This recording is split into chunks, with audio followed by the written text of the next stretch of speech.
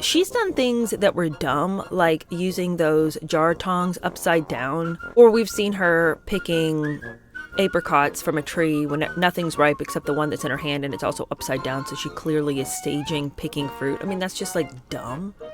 So there's been plenty of things where people are how foolish. But this one is mean. Hello, how are you? Welcome to my channel. My name is Cheer Denise, and I have some stories today. And these stories have gotten folks up in their feelings up on the internet, so be prepared. Now, the first story I want to talk about is Meghan Markle's Valentine's Day post. You guys, I know that I can make a mountain out of a molehill if I need to for content. I mean, sometimes I am nitpicky. Sometimes I make a big deal out of nothing. I mean, I can scrape together some comments based on very little, and that is to my shame. I will freely admit. But in this particular case, I feel that my criticism is 1,000,000% earned by Meghan, because she decided to post a picture of Harry and Lilibet. It's a cute Valentine's Day picture. Harry is holding Lilibet. She appears like she just got back from ballet practice or something. You know, she's got on her pink leotard with the little skirt and the pink ballet tights. And then she's hugging Harry, and in her hand is this huge bunch of red balloons. So it's like the perfect Valentine's Day picture. I can totally understand why Meghan would want to use this for Valentine's Day. But it isn't part of a carousel of pictures featuring all her loved ones. Underneath this singular picture she posed for Valentine's Day is these two, plus Archie. My forever Valentines. Meghan, where's Archie? Why did you post a picture of two people and leave the other kid in the, tagline at the bottom, plus Archie? Does that not smack to you of an enormous error in judgment? I mean, I wouldn't say that Meghan's winning any points for having follow through and thought. It's like she does all kinds of garbage and never once seems to think, I wonder what the people will say who are constantly criticizing me. And like I said, sometimes people just come after her for the smallest infraction. And when I say people, I mean myself. But to me, if I was constantly being criticized, I would make sure that I didn't do things that were clearly ridiculous. I mean, she's done things that were dumb, like using those jar tongs upside down, or we've seen her picking apricots from a tree when nothing's ripe except the one that's in her hand and it's also upside down, so she clearly is staging picking fruit. I mean, that's just like dumb. But it's not unkind. It's just like, oh man, come on, Meghan, you got to get some help around you. I mean, I know you're firing people right and left, but can you hire people who are on your side at least?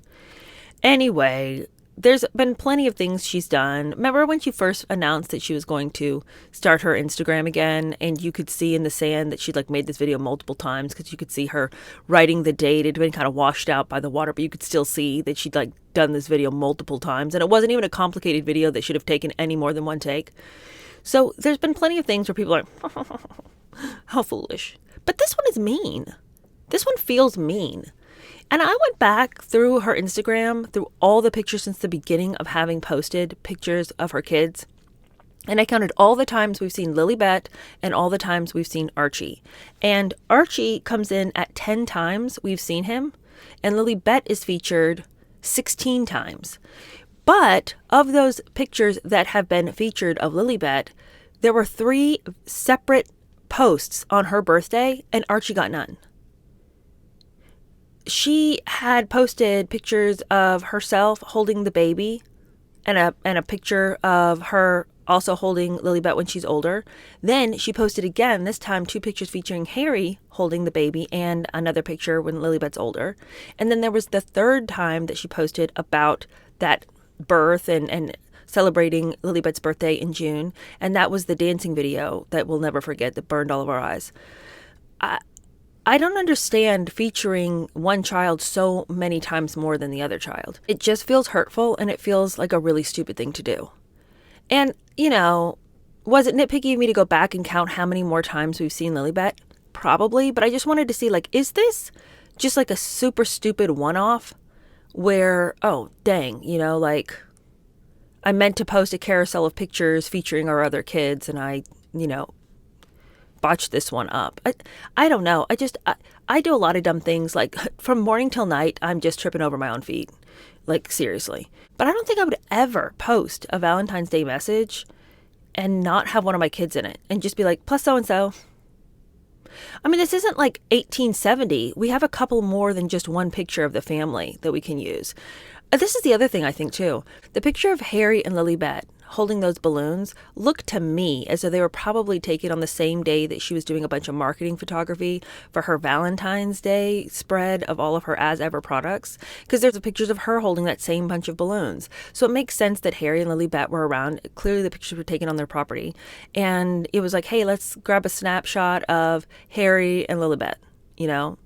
And, you know, like I said, it's a super cute picture. I just don't understand not finding a picture that had to do with your son, because she's planning what she's going to do for Valentine's Day. She's got all this marketing around Valentine's Day, you know, and it could just be that Harry and Lilibet were around, so they took a cute picture of them. But if you're already thinking about marketing for Valentine's Day, you're thinking about the day. You're already thinking leading up to it. You're thinking, oh, this is a cute picture of Harry and Lilibet. Why would you not already be planning what you were going to post personally on your own social media if you're already thinking Valentine's Day and thinking Valentine's Day posts? This isn't like you or I being like, oh, you know, post a cute picture, you know, let me look through my phone, find a cute picture of the family. You know, she has to be in a completely different mindset preparing to take pictures of Valentine's Day. I don't know how it slipped her mind that she has another kid who should be involved in the photo shoot. Maybe he wasn't there that day. Maybe he had a sporting event, hardly. Maybe he was at school. I don't know where he was, you know, but then it seems to me like we need to make sure that we don't post a picture that excludes a child. Anyway, I've dragged that one ad nauseum. But I also thought this picture was really interesting because we've moved away from just showing the back of the child. We've moved away from making sure that it's a shot so far away we can't really see her face. We're now getting profile pictures of this child. What happened to hiding the children away from social media because they deserve their privacy too? We literally just saw Harry with inexplicable tone of voice, with all of his weird hand gestures, trying to relate his grief and sympathy to a group of family who have lost their children due to social media. Harry and Meghan, but specifically Harry, have done an enormous amount in their charity work of the little that he does to address the problem of children being on social media and the damage it can do, and the fact that the internet is not a place for kids. And they had decided they weren't going to show their kids, but inch by inch, slowly, and we knew it would happen, we're starting to see their faces. We're starting to see them erode their own boundaries because they need clicks and they're going to use their kids. The very thing that they were so indignant that anybody expected them to do. Why should we show our children? This is private. They get to have their own identities. No, you're not going to see our babies' faces. You know, it's like it was a huge nightmare when they were part of the royal family because they were so injured that anyone would want to see the royal prince and princess. You know, I mean, William can go over there and show all his kids' faces, whatever, but not our kids. I'm just telling you, it really bothers me, the hypocrisy of constantly judging the actions of others. Catherine and William, they're over there with their kids all the time, but we're going to take the moral high road and preserve our children's privacy. That's right. I'm not my brother. I'm not my brother, that maniac. But, of course, the thing that Harry is like so indignant about, he can't ever stand up to Meghan. Whatever Meghan wants, he will eventually do. The man has the backbone of overcooked spaghetti. Anyway, people are in their feelings about it, and I understand. It was a messed up thing to do. To include the child and the dad, and Archie's nowhere to be seen. And consistently post one kid over the other. Happy International Women's Day. I don't think there's any man day, but if there was, I wouldn't know about it. It's so clear that she would favor Lilibet because she's always like, I only shop from women's only brands. It's very important, female founders. Women need to own the brands where I spend my money. Her dated, broken idea of feminism left over from the 1990s is really going to come and damage her kid in the long run. Because she's constantly highlighting Lilibet like there's something inherently more important about Lilibet because of her feminine mystique. The divine feminine, right? She's just a little bit more valuable than that first kid I had. Because she's a female. And there's just something a little bit more I don't know. I mean, it's just that the whole world's dumped on women for so long that I just think it's really important to uplift women. And if that means that I have to kind of step on my kid's throat and on his face a little bit, I mean, he's going to have so many more opportunities because he's a man and this world just favors men so much that it's important that I uplift Lilybet first. It's important that Lilybet knows that in our house, I don't do that. Does it seem like I'm having to destroy the identity of my son in order to uplift my daughter in this pretend idea that I have of the world being so unfair to women? Yes, it might seem like that because that is what's happening. But I think that in the end, it'll all even out, right? Let's hope so anyway. Now, the other thing that people were up in their feelings about was the fact that Mattel has bought the American Girl line of dolls, and they have destroyed that entire brand. The American Girl dolls, the original conception of the American Girl dolls to get girls more interested in history. You had this line of dolls and the series of books that went with each of the dolls to teach you about that time period in history. It was such an amazing concept. But then on top of that, you could order all of these accessories and all of these things that had been created to mirror the time period that these dolls lived in. And the thing that was really important about this was it wasn't a bunch of junk stuff. It was like really well-made clothing for the dolls. You had like amazing furniture that was like beautiful miniatures, amazingly well-made. It wasn't a bunch of plastic and junk. It was really cool. Like these were like collectible things. And I never had them because we couldn't afford it. But so I'd get the catalog, and then I would look through the catalog and I would like make stuff that I saw. I would like make clothes for a doll that I had that kind of mirrored the things I'd seen. I had like a whole scene set outside that was like this little house that I'd built, and I like all the things in the magazine I would like try to recreate on my own with things that I had. It was really fun. But by the time I got married and had a daughter, American Girl, the concept had broadened. The emphasis was much more on like modern dolls, modern settings, and the intricacy and the beauty and the quality of the accessories had fallen off by like 90%. I mean, it just was totally not what it had been. They were discontinuing a lot of the historical dolls, and so really your only options were some of the more modern dolls, and they were branching off into like itty bitty babies and all this kind of other stuff. So it was a doll store, but it was like becoming really watered down in what had been such an amazing brand. It was now just kind of like, and you can come to this doll store and buy a bunch of junk. It was just cheap, So to be honest with you, this latest iteration, this is the only way it could have gone if they weren't going to insist on returning to their roots. So Mattel bought the American Girl line, and what they've decided to do with this historic line of dolls, the dolls that everybody grew up with and really loved, it's like a complete and total heresy. Like, it is just like so shocking that they would do this, like sacrilegious. They're like stomping on all our childhoods. They've, number one, dumbed down the outfits. They've like modernized the outfits. So there's not even any point in calling these like historical dolls anymore, because it's like they've just played on the aspects of the original dolls. They've slimmed the dolls down. They're not like as sturdy anymore. All the dolls are they're just junky looking. It's like, I can't even imagine anybody in their right mind being like, oh, I want to go buy, the Molly doll, the Kirsten doll. I can't wait to buy my daughter Samantha. Like, who would want any of this junk? Like, this wouldn't call to anybody. Why would you buy this? The only reason that people were brought into the original American Girl dolls is that it was something different. It was something cool in the sense that you had all of these books that went with the dolls, and then all of the clothing and all of the accessories were supposed to be like historically accurate. And it was all high quality stuff. They were things you could hand down to your daughter. They were, I don't want to say heirlooms, but in a way, sort of, if you took care of your stuff, they would definitely have been worth handing down to a daughter and a granddaughter. Who wants this junk? Like, what are they even thinking? And the thing is that it's no mystery how dedicated people are to this, like, core childhood memory of the American Girl doll. And even me, I didn't even own American Girl doll. My friends did, and I loved looking at the catalog. I loved it. And I read all the books. So even if you didn't own a doll, like the American Girl doll experience, core childhood memory. So, and this is like a well-known fact. I don't understand how Mattel could be so out of it that they wouldn't be like, how can we bring back the masses? Because like when I tell you that if they brought back American Girl in its original iteration, people would beat down the door to give their daughter the experience that they had had with those dolls. So it's like, why are y'all leaving money on the table like this? You just want to like mass produce all these junk dolls? For what?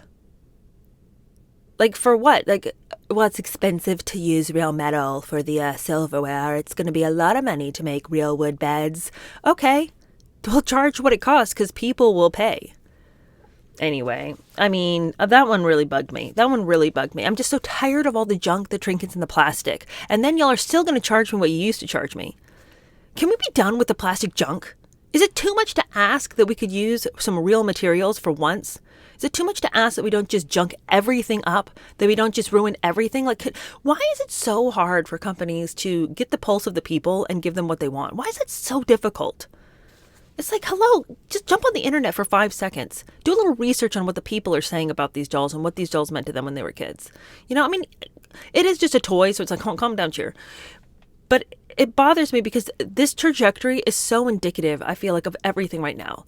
If something used to be good, let's just shoot it to hell. You know, something used to be nice, something used to be pleasant, something used to be decent. Let's wreck it. You know, it's just like, I'm so tired of that. I'm so tired of everything being destroyed. As soon as it gets into corporate hands, let's wreck it. And you're going to like it, you know? Okay, let's talk about... This story actually was coming out at the end of January, but I didn't cover it, and it's just gotten juicier and juicier. In January, there was big drama that I didn't cover because I didn't care, but then it got better, where the GlamBot guy, his name's Colin, he had met up with Jennifer Lopez on a red carpet. He's the one who does all of these like short little videos of celebrities and they strike a pose, and like sometimes it looks really cool, sometimes it doesn't, but sometimes it looks awesome.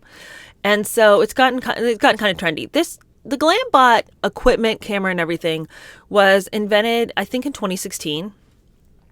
But the guy who invented it, I mean, he had bigger fish to fry. So he kind of handed over the management of it to this Colin person, not before another guy had done it.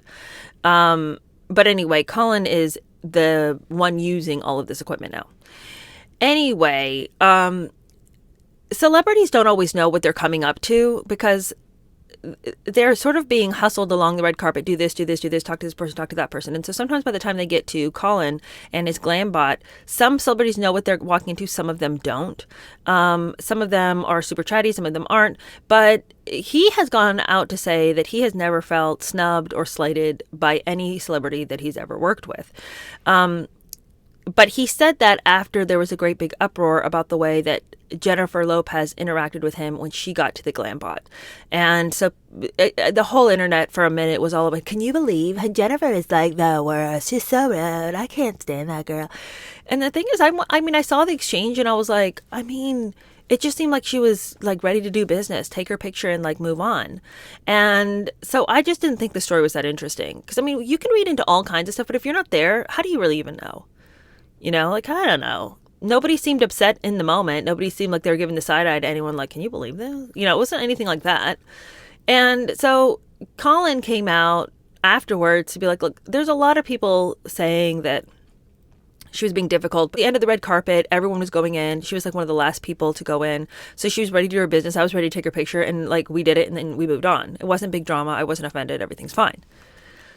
So I'm thinking Colin seems like a nice guy. You know, good for Colin. You know, it's good that he's not trying to milk this incident to kind of like, yeah, I know, sometimes celebrities can be really difficult. Because everyone wanted to believe that Jennifer Lopez had been difficult.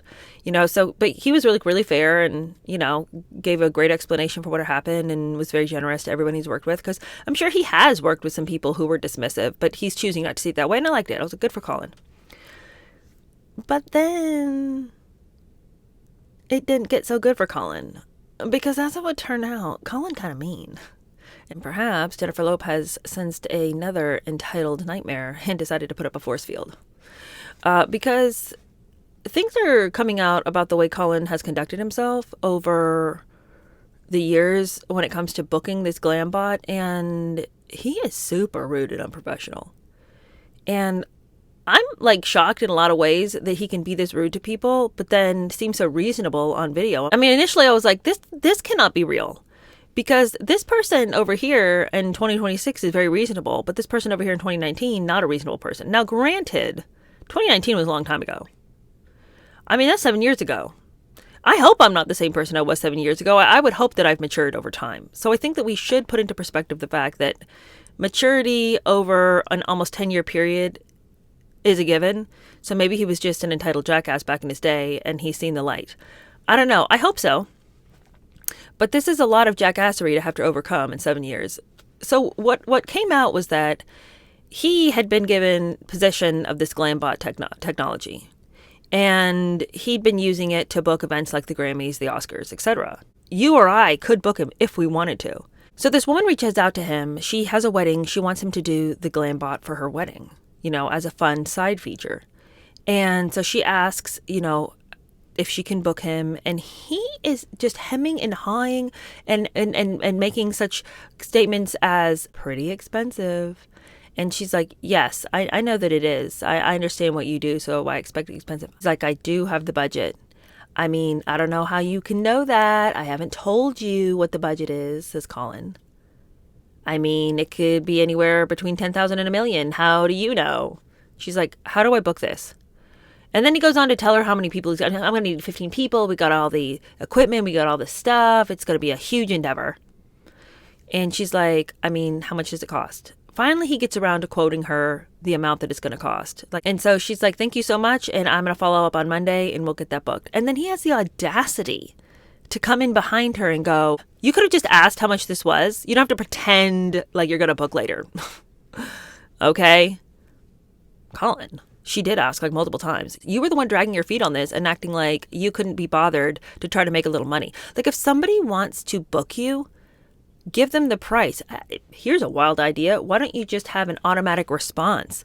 Hey, I'd like to book this. Okay, here is this form you can fill out. If it taxes you emotionally to have to discuss the price with people, then just don't do it. Make it automatic so you don't have to fuss with it if you think this girl can't handle it. I mean, where would you even get off having the conversation with this person? You don't know them. You can't see them. You don't know their circumstances. Why would you suggest that this person who's reaching out to you can't afford it? That's just so wild to me. And to be just so rude and drag it on and on and on. And then when she's like, okay, well, we'll follow up and we'll book that on Monday. I mean, if you wanted to know the price, you could have asked. She did, you dimwit. Multiple times. Can you not understand? What about this exchange did not register with you? She was desperately begging for you to finally get around to the point of how much this was going to cost. You could have just asked. Colin, please. If this was the only time, you could be like, well, I guess he was just having a really bad day. Because haven't we all? And if every single bit of communication that I'd ever written was scrutinized ad nauseum from 7 years ago, God help me. You know what I mean? But other communication has resurfaced. This person told about a time when they had asked, can I hire the GlamBot for an event? And his response is, I mean, you can. Can has like 7,000 A's. You can. But it's for big events like the Oscars and the Grammys. So money bag emoji, money bag emoji, money bag emoji, money bag emoji, money bag emoji. I mean, is this the way a professional interacts with people? Somebody wants to hire your services. You're over here being like, it could be between 10,000 and $1 million. How do you know? Well, I don't. That's why I'm asking you, you jackass. By the way, interestingly, somebody else who ran this GlamBot between the guy who created it and Colin getting his hands on it says that equipment is $25,000. Like, that's the highest he ever had to charge. So what is this, by the way? And like teasing people, could be $1 million. You don't know. We know it's not $1 million. What in the world? Now, he's since come out to say about that one exchange he had with the first woman who happened to be a black woman. And she said that she's tired of people judging her because she's black. I'm not sure how that was immediately evident to Colin, since in the pictures that we have of the exchanges, it's not like a profile picture, but maybe there was a profile picture or something. And she says that she felt that she was being judged for the color of her skin, that somebody thought that, a black person wouldn't have this much money. Hello. First of all, I hate that that's where she decides to go with this. Nobody's looking at a black person being like, well, that's not going to happen. You can't afford it, I I would love for people to remember that slavery didn't end yesterday. You know what I mean? Like, black people have a lot of money now. So anyway, but she claims that it was a racist thing. Then he had to come staggering on, lay down his race card. Whoa, I'm half Chinese. And I know about racism, okay? And that's why this sucks, because you're trying to say that I judge you because you're black. I mean, I'm judged all day because I'm half Chinese. Like, really? Is that a thing? Anyway, he says that it just really sucks that it had to go this way, because both of them were like battling. You don't like me because I'm black. Well, you didn't like me because I'm Chinese. We didn't like it because it was rude. That's what we didn't like here. Anyway, he's getting dragged. And so, he's got his paltry excuses as to why. I don't know. I don't know what's going to happen for Colin. Some people are like, it's over for Colin. I'm like, I don't know. It's never really over for anybody. Everyone can come back from everything. And again, this was like 7 years ago that he said some of these things. So let's all hope that Colin has changed, Somebody who doesn't look like they can change, according to his sister, is Spencer Pratt. Now, you guys, this want to crack me up. You guys know that Spencer Pratt is trying to run for LA mayor because his house got burned down in the Palisades. And he's like, come hell or high water, I'm not going to be under any administration but my own, I'm going to persevere. I'm going to bring some real truth to this place. And, he has been making a lot of social media posts about this. My problem with Spencer isn't that a lot of the things he says make sense, because he has honestly had some good takes, some good points. I just wish that he wouldn't always wear shirts with his wife's face on them. Like, he's got like all of these pictures of her like scantily clad, and it's like his way of advertising. So he'll like go for a serious interview and he's like not in a suit or tie. He's wearing like Heidi merch, and that feels lame. Like, I think you can love your wife with all that you are and leave the merch at home in favor of a suit and tie so we can take you seriously. Anyway, even though he is making a lot of sense, I think, on a lot of his videos, the person that he is not making sense to is his sister, Stephanie. So she came out, like, bold choice, honestly. She came out on X to be like, hey, you know what, guys? My brother has done a lot of things for the Palisades, but don't get it twisted. He's not going to do anything for you if you vote him for mayor. A vote for him is a vote for stupidity. I can't believe his sister dragged him like this. But that wasn't the end of it, because people were like, hey, Stephanie, maybe don't be so mean to your brother, support him. She's like, I don't have to support him at all costs. Do you understand? Let me give you a little history lesson on Spencer. And she proceeds to drop all of these comments on X about how he's in a cult, you guys. Did you know that? And he bothered to tell you that he was in a cult, went down to Costa Rica, got locked up in jail for having firearms. Then he decides to call us, his family. He hasn't talked to us in 8 years. He decides to call my dad to bail him out. You guys, a leopard doesn't change his spots, okay? That guy was in a cult. Let me tell you something else. He beat me up so bad, I was in the hospital. Okay? By the way, he introduced me to hard drugs. Okay? And by the way, in case he hasn't let you know, he has a drug problem. I'm telling you this much right now. I just can't imagine having a sister do me so dirty like this. Like, he's over here, like, legitimately trying to come up with good messaging and, like, real change that he believes he could bring to LA. And, some of his videos have convinced me. I'm like, hey, Spencer, you seem a little more clever than I would have originally given you credit for. Stephanie can't run out fast enough to kick the legs out from under him. Stephanie Pratt, unlikely voice of reason. Stephanie Pratt, her logic is a pleasing. Stephanie Pratt. Stephanie Pratt says that even though Heidi and Spencer want kids, they are too busy and aren't even ready to own a dog. This has been Stephanie Pratt, unlikely voice of reason. Stephanie Pratt was filmed in front of a live studio audience. That's what this feels like. It's like a return to the hills where Stephanie Pratt is the unexpected voice of reason. She sounds a little unhinged herself, and that's what makes it difficult, because I'm like, I don't know if sobriety is part of her journey yet, so I don't know if like all of these messages on X were sent under the influence of Ambien or whatever. I don't know. I mean, she seems like this is some dopey talk.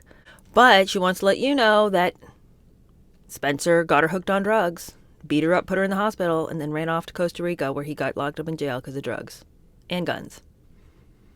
So, all right. Well, thank you guys so much for hanging out with me. I so appreciate your time, and I will see you guys later. Bye.